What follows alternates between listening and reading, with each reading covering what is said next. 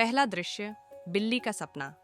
एक सुनसान गली में रहने वाली सफेद बिल्ली मीनू हर रात एक अजीब सपना देखती थी। उस सपने में वह खुद को एक जादुई रेस्टोरेंट की मालकिन पाती थी। वहां लोग सिर्फ खाना खाने नहीं आते थे, बल्कि अपनी ख्वाहिशें भी पूरी करते थे। चमचमाती रोशनी, खुशहाल ग्राहक और स्वादिष्ट खाने की खुशबू, ये सब मीनू के सपने को जादुई बना देता। लेकिन हर बार एक अनजानी आवाज उसे जगाती। क्या यह सपना कभी सच? दूसरा दृश्य, सपना सच करने की कोशिश। सुबह के समय मीनू ने फैसला किया कि वह अपने सपने को हकीकत में बदलेगी। वह गली के कोने में गई और लकड़ियां व पत्थरों से एक छोटा सा स्टॉल बनाया। उसने ऊपर लिखा, ख्वाहिश रेस्टोरेंट, सपने देखने वालों के लिए। उसकी आंखों में उम्मीद और उत्साह था।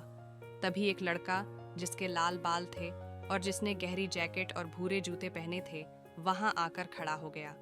उसकी आंखों में हैरानी और उत्सुकता। तीसरा दृश्य, पहला ग्राहक, लाल बालों वाला छोटा लड़का, उदास होकर मीनू के स्टॉल के पास आया।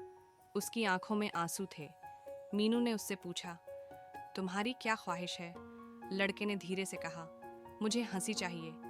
मीनू ने मुस्कुराते हुए एक प्याला दूध का निकाला और उसे दिया।